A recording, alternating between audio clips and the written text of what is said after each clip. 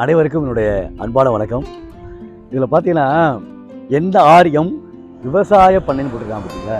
எவ்வளோ பெரிய எழுத்துல போட்டிருக்காங்க விவசாய பண்ணை. இதில் விவசாயம்ங்கிறது வடமொழி சொல்லு தான். இருந்தாலும் விவசாயம் கூட்டல் பண்ணை, விவசாய பண்ணை இப்போ வரணும்.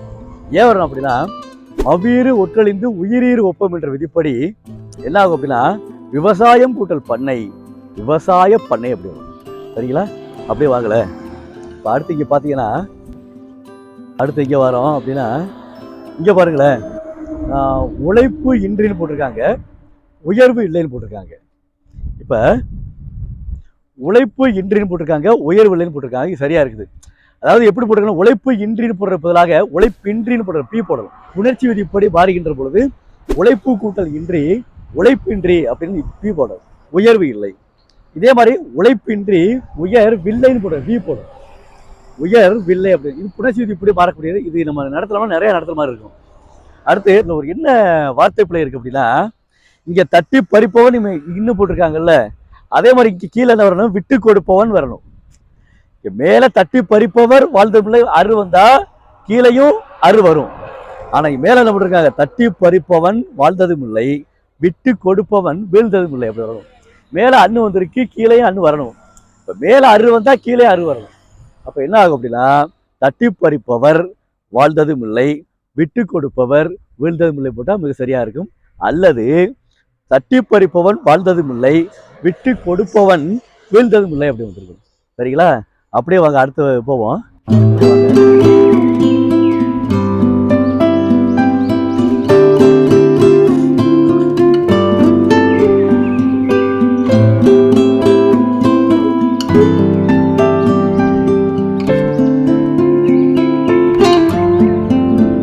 அடுத்து இங்கே ஒன்று வாசகம் போட்டிருக்காங்க. அந்த வாசகத்தை இப்போ பார்க்க போகிறோம். பார்த்துருவோமா? இப்போ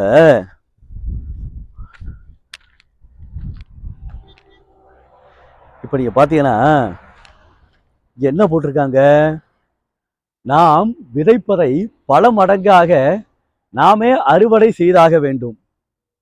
அது விதையானாலும் சரி வினையானாலும் சரி அப்படின்னு சொல்லி போட்டிருக்காங்க. நாம் விதைப்பதை பல மடங்காக நாமே அறுவடை செய்தாக வேண்டும். அது விதையானாலும் சரி வினையானாலும் சரின்னு போட்டிருக்காங்க. இதுல ஒரு என்ன பிழை இருக்கு அப்படின்னா, ஒரே ஒரு பிழை தான் இருக்குது. என்ன கேட்டீங்கன்னா, நாமே அறுவடையை போட்டிருக்காங்க. இந்த அறுவடை என்ன வருமா, இந்த அறுவடையை பிரிச்சா என்ன வருமா பிரிக்கணும், அருமை கூட்டல் வடைங்கிற பொருளை குறிக்கணும். சாப்பிட்றோம்ல வடை, அந்த வடையை குறிக்கக்கூடியது சின்ன ரூ போட்டிருக்காங்க. அதாவது இடைநிரகர ரூ போட்டிருக்காங்க. அப்ப இடைநிரகர ரூ போட்டோம்னா அருமை கூட்டல் வடை ஈறுபோதல்ன்ற விதிப்படி வைவிதி கேட்டு அறுவடைன்னு வரும். அப்ப அறுவடைனா அறுசுவையான வடைங்கிற பொருளை குறிக்கும். இவங்க என்ன சொல்ல வந்திருக்காங்க, நாம் விதைப்பதை பல மடங்காக நாமே அறுவடை. அப்ப அறுவடைனா என்ன வரணும் அப்படின்னா, பெரிய ரூ வரணும். அதாவது வள்ளிநரகர ரூ வரணும். அறுவடை, அறு கூட்டல் அடை, அறுத்ததை அடைத்தல். நெற்கதிரை அறுக்கிறாங்க, அறுத்ததை அடைக்கிறாங்கல்ல, ஒவ்வொன்றா கட்டுக்கட்டா அடைக்கிறாங்கல்ல, அதுதான் அறுவடை. அப்ப பெரிய ரூ வள்ளிநரகர ரூ போட்டோம்னா அறு கூட்டல் அடைன்னு வரும். அப்ப அரு கூட்டல் அடை வரும்போது இந்த ரூ இருக்கு பார்த்தீங்களா, இந்த ரூ வந்து என்ன ஆகும், இரு கூட்டல் ஓன்னு வரும். இரு கூட்டல் ஓன்னு வரும்.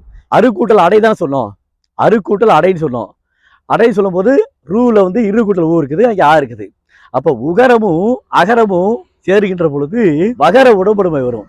இதுக்கு என்ன விதி சொல்றாங்க அப்படின்னா, ஈ ஐவழி யவ்வும் ஏனை உயிர் வழி வவ்வும் போட்டிருக்காங்க.